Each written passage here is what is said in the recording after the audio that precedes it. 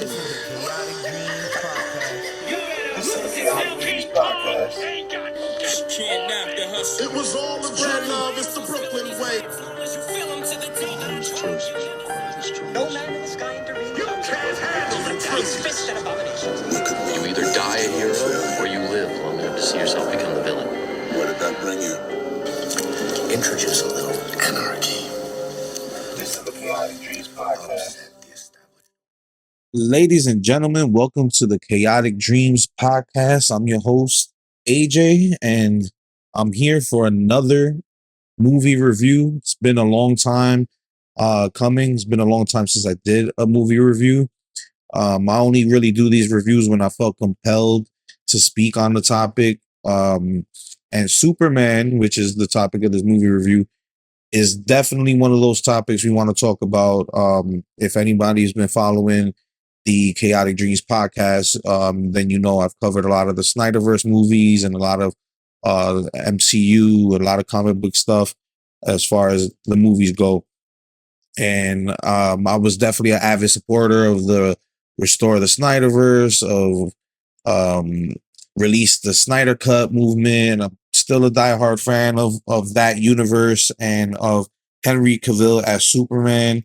So I know I wasn't the only one going in, you know, maybe comparing the two or setting some type of expectation from one iteration over to the next. And I will say, going in, not me personally, because I felt like I got to see the Snyder Cut. Yeah, I would have loved to see the rest of the story play out.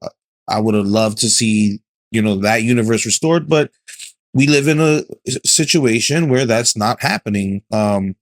Even in the Elseworlds, where James Gunn even said that there's possibilities for other universes to exist, but obviously Snyder's universe isn't a part of that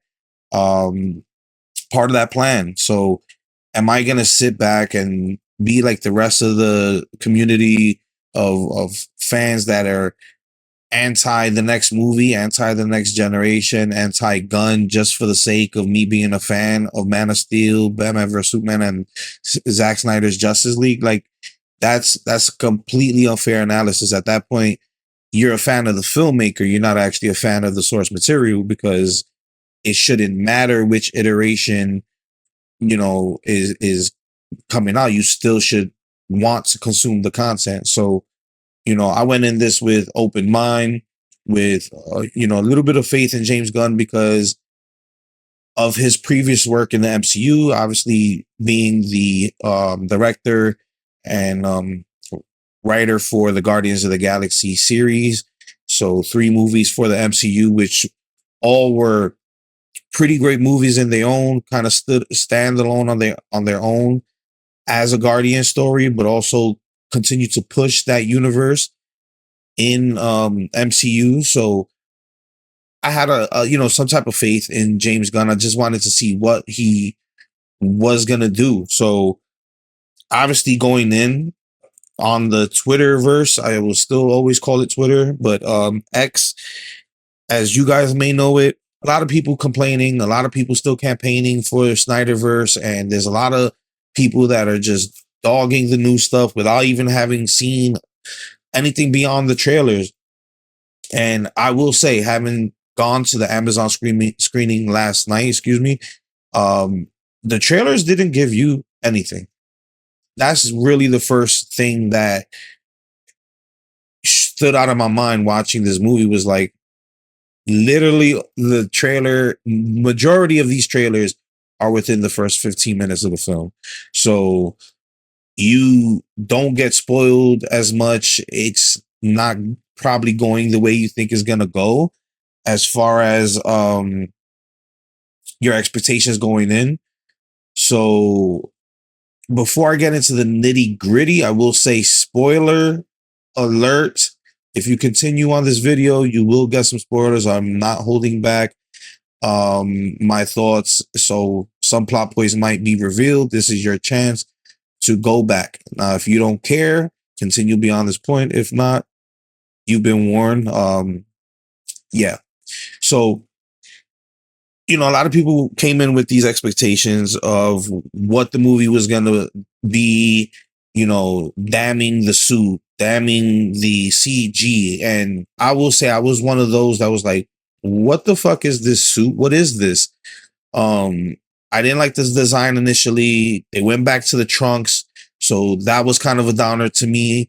It felt weird, but seeing, just the pictures, not seeing it in motion, not seeing it in these scenes, you know, how it's functioning in the reality of the movie. So I will say I was thoroughly impressed. The suit didn't bother me at all. Hats off to David Corn Sweat. He embodied the role. The first time I see him on screen as Superman, it's believable. The suit does not look bad. The man makes the suit. The suit doesn't make the man. And I gotta give credit where credit is due. David Corn Sweat was a damn near perfect Superman.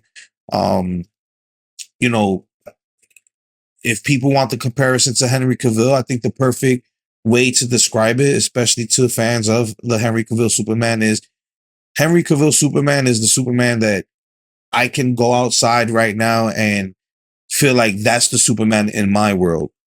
There's a possibility of seeing that version. David Corenswet's Superman is the version of Superman that's letting me into his world, which is already diverse, already full of heroes, already with a built history. The beginning of the movie literally starts with I want to know what's Gunn's reason behind this. All the threes in the years starts like 3,000 years ago, 3 centuries ago, 300 years, 3 months, three. So it was just back to back until he basically gave a short history of what the world has been through when they received Superman, who he is at this current moment. Superman just lost a fight for the first time 3 minutes ago. Bam, he lands in the Arctic, and that's just the first 2-3 minutes of the fucking film. So I will say, in the words of Jacob Fatu, all gas, no brakes, yada I mean, like seriously, it's action from the moment the movie starts.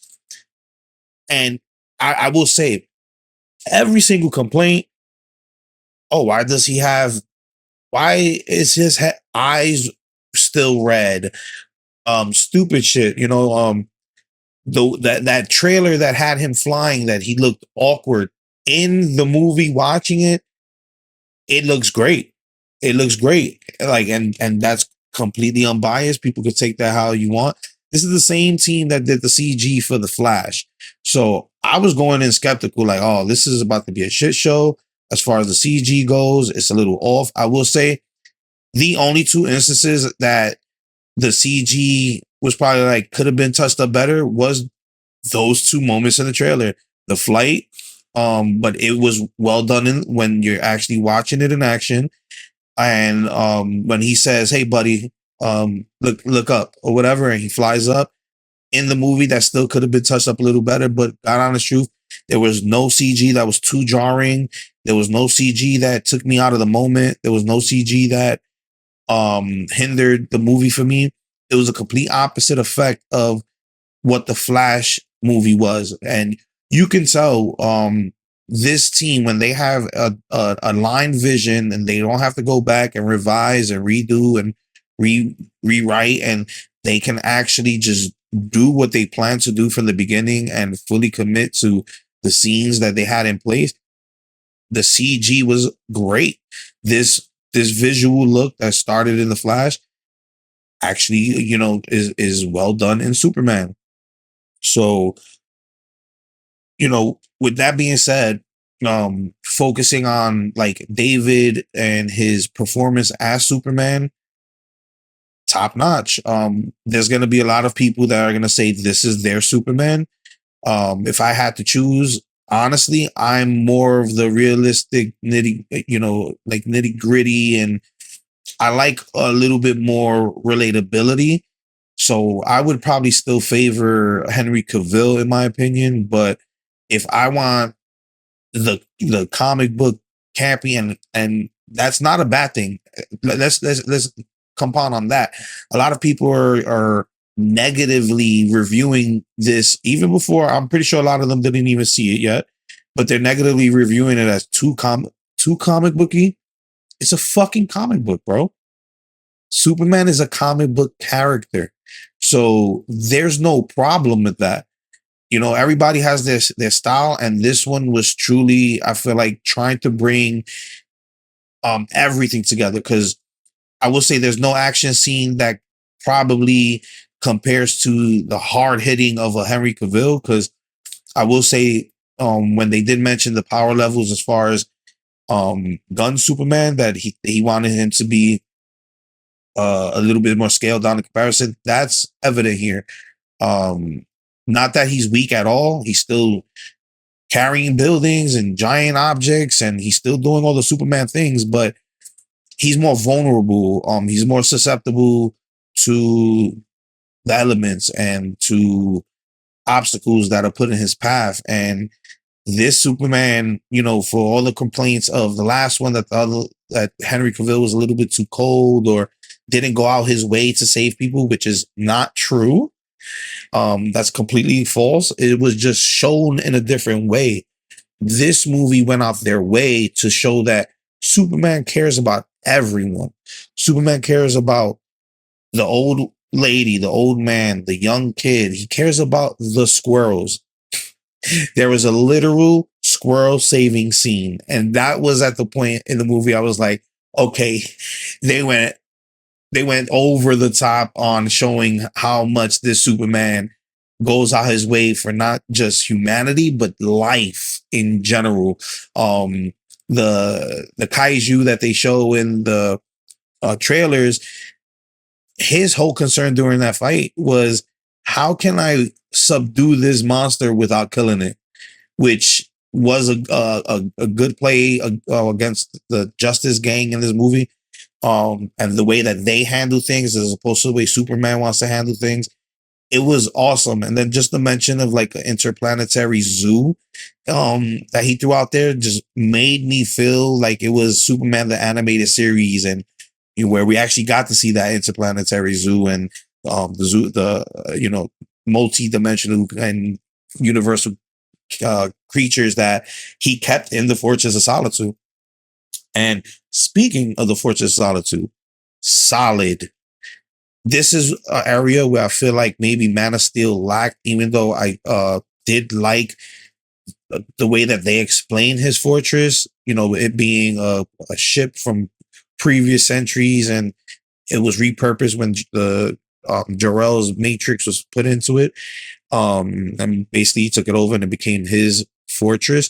This one went back to the classic crystals, looked amazing. The robots inside the fortress, holding the fortress down for Superman, helping him heal, helping him with crypto.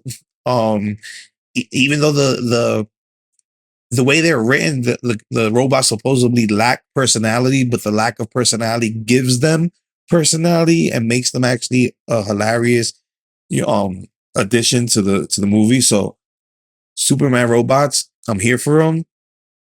Fortress was great.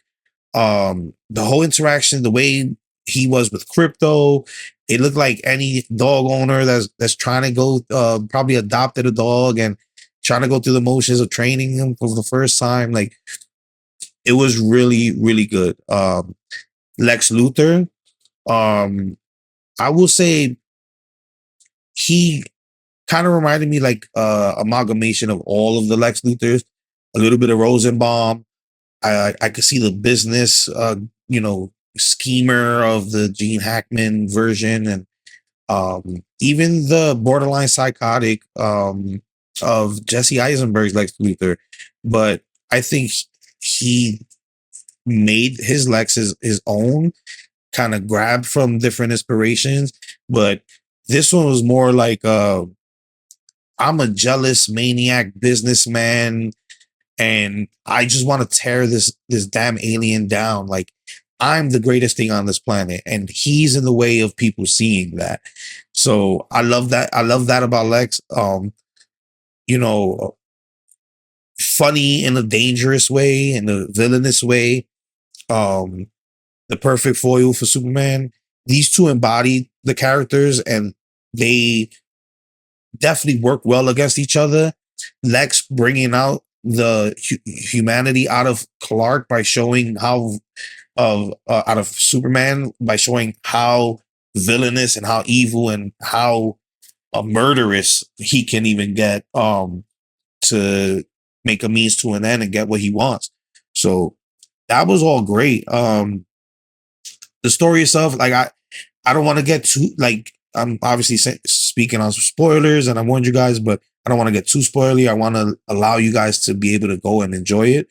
But for the story itself, it was a lot. It was a lot to contain. Like I said, is all gas, no brakes from the beginning. So it's like boom, boom, boom, boom, boom, one scene to the next. A lot of context in scenes. Like this is a movie where I just went yesterday for the Amazon previewing Tuesday. I'm giving you this review tonight on Wednesday, and I'm going back tomorrow to enjoy it again and soak in what I missed, because every scene is like you have the characters in the forefront, but it's so rich with things happening in the background.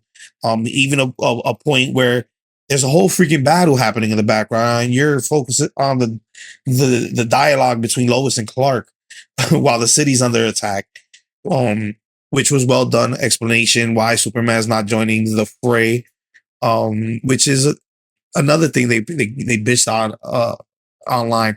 Who says the fray? Superman does. Superman does. He's from the country. He's a southern boy raised in Kansas on a farm. They really leaned into that fact with his parents.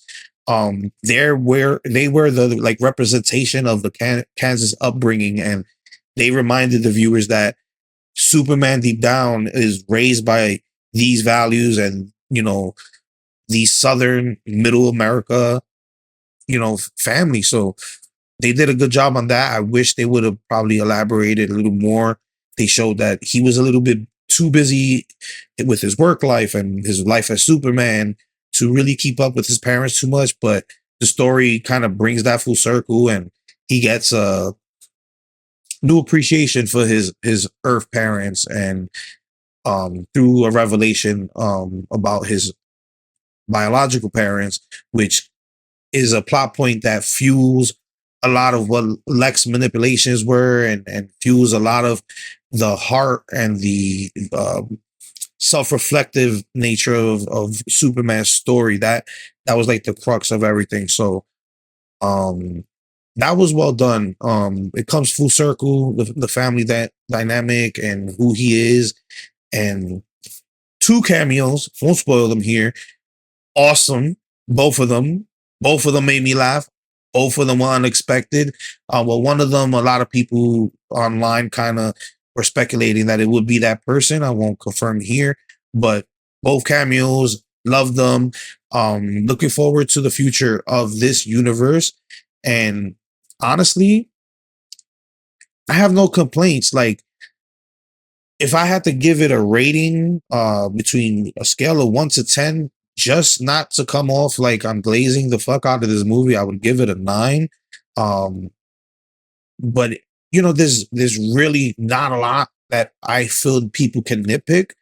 For those people that were saying, "Oh, they went woke with this Superman. This Superman's gonna be super woke." There was none of that what you call woke bullshit, because I feel like a lot of people grab the word woke and just do it on whatever the fuck they don't like, and kind of lost the real definition of being woke.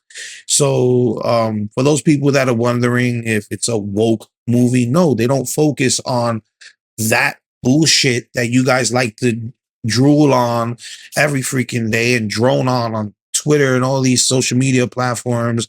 They don't do that. Their world is really established. Everything that's there serves a purpose. There's nothing there for the sake of being there. There's no force-fed inclusion. There's no gender swapping for no stupid reason. Like they stood true to the characters.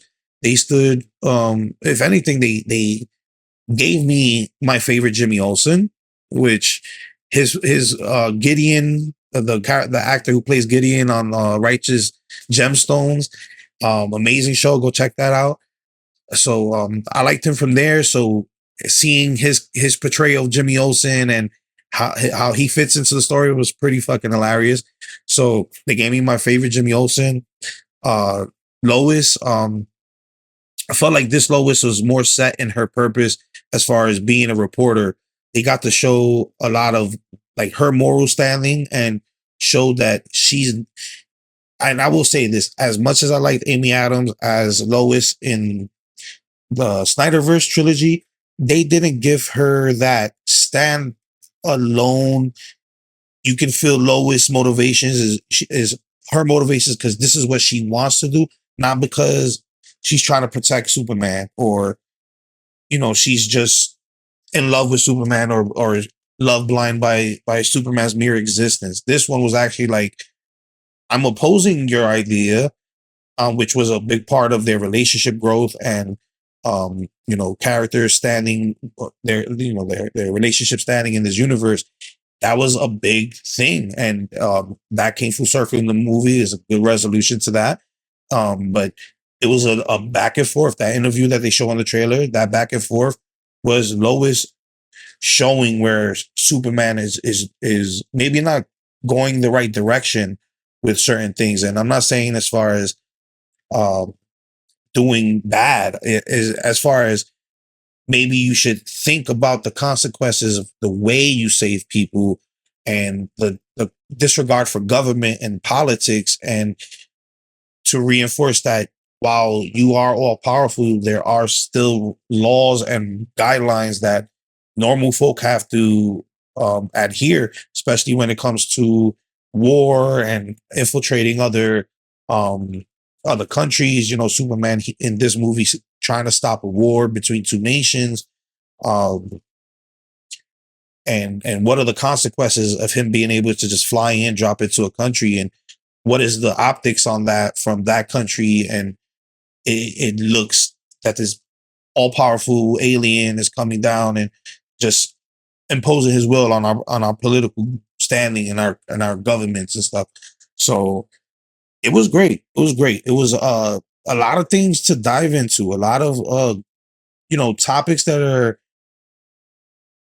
very relatable to the time we're living in now. It was very hopeful, which I kind of was watching everybody around. They were smiling the entire movie for the most part. A lot of cheers. I will say, for people that had a love for Snyder's visual style and the amount of like, this can be a fucking portrait, or a screenshot or a screensaver for any purpose. Like, it's so beautiful. This could be a painting. There are moments in this James Gunn Superman movie where you just see Superman fly in the air, and it's like just the visual of it is so beautiful that it literally raised hairs on my arm. It was like awe-inspiring, and people were just clapping and cheering just for those small moments where he was just flying away, not saving anyone in the moment, just looking like Superman in all his glory. So, man, I went in with no expectation on how David portrayed this Superman or this Clark, and he knocked that shit out the park, man. Knocked that shit out the park. I have no problems continuing this universe, promoting this universe. I will still have a hope beyond hope that the Snyderverse could get restored one day, that I could see that vision in whatever medium that he can drop it in. But am I upset that this was what replaced the Snyderverse? Hell no. How can I be upset? We got Metamorpho in the movie. We got Mr. Terrific stealing scenes and looking amazing. I want to see more of Mr. Terrific. We have already a lot of things from Creature Commando, Suicide Squad, Peacemaker that are included in this already. This world is already big. And then the explanations of the Justice Gang and their standing in the world and who they're powered by. Like we're definitely gonna have to see where that goes. The eventual official stamping of them as the Justice League, and seeing how like them being funded by Max Lord is gonna affect them, in the future, because obviously we know Max Lord is a villain essentially. So but at the moment they're being funded by him. So not that the Justice Gang, as Guy Gardner likes to call them, but none of the rest of the team does. Not that they're doing evil, because they're actually doing superhero things, but they're a little bit more restricted. They're more corporate, and they do follow more of the guidelines that Superman is more inclined to like forego. He would like, I see wrong, I'm gonna fly, I'm gonna go do it. And the Justice League, like, can we legally get it? Go in there, like, you know, instead of thinking of preserving life first, this is how we get the job done. Superman is all about preserving life. So he goes through the ringer a lot because of the humanity that they have. And I think James Gunn did an amazing job as far as showing the humanity of Superman, putting him in a situation where he's already established, but we can still have the ability to grow with him as a character and see that development. And, he is Superman, but there's still a lot that can solidify him even more as that great symbol. And in this world, while he is in the running to be that, and he's almost there, we still have a lot that we can grow with him. So that was great. So as you can see in my background, we have the cup. I chose the crypto on top. So there's actually 3 versions in the AMC theaters. It's the one with the crypto on top, one with the Superman emblem keychain, and then the last one is with David Corenswet Superman little figure on top. Next to it is the Daily Planet newspaper console that you would see in the streets back in the days. This one has crypto in the front, but you can open the latch and switch it around. So the front is crypto, the back being Superman. So that's pretty dope. This is the popcorn box. If you decide to collect it, that's what AMC is offering. Hilarious story about the poster in the back. So this was left on the floor, discarded by AMC, the AMC theater. So I decided, hey, let me pick it up. No one says nothing. I have it for 2 hours plus through the movie. I'm on the way out. Literally exit the doors, no problem. Random security guard, hey, where'd you get that? Sir, I am like halfway down the block away from this theater. Your insurance isn't enough to get this back. So hilarious story behind this. But yeah, all of these I acquired from the theater. This will run you about 60 something bucks if you want them both. Pretty cool collectible. To commemorate this, a lot of people are starting to get back into collecting like the popcorn buckets, and this is the Superman edition. So like I said, if I had to grade the movie, a solid 9, just not to glaze it anymore, but I'm definitely I would say it's pretty close.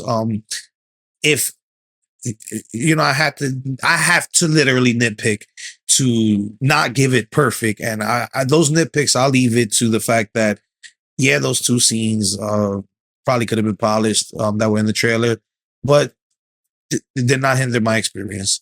The movie was great. Go see it. Go support. Even if you are a Snyder fan, if you're a Superman fan, first of all, you have to be a Superman fan first. If you're a Snyder fan and you don't want to see this movie, you're not a Superman fan. So please support the film. Go out, go get your own opinion of it. Feel free to leave your opinion on the comments below, and hopefully we get more from the universe. Lastly, what I would like to say is those people comparing it to the Guardians of the Galaxy, there is like 1 or maybe 2 scenes that have like certain looks from Guardians, but trust me, stands on his own. It's not a Guardians of the Galaxy clone at all. And do I see this being fused with the Batman, Robert Pattinson's Batman? No, and neither do I want it to be included. The Batman feels like its own thing, its own universe, and I feel like it's too dark and grounded in detective work for me to feel like this person stands in the same world as Superman. Um, so no, I don't want the Batman, Robert Pattinson's Batman to fuse with this universe. Let it stand as an Elseworld. I kind of understand why James Gunn maybe didn't go that direction of fusing the two. And now I have a more appreciation that he is letting Matt Reeves do his own thing. So see you on the next one. Maybe I'll give you guys another review for the Fantastic Four coming up in about 2.5 weeks. I'll be there on opening night. So like I said, go watch the movie, go get your own opinion. This has been AJ on the Chaotic Dreams podcast. Follow me on YouTube, all streaming platforms. Also, please check out me and my brothers at Kayfabe Avenue. It's a wrestling podcast. If you guys like all things wrestling, you can go there. And you guys have a good one.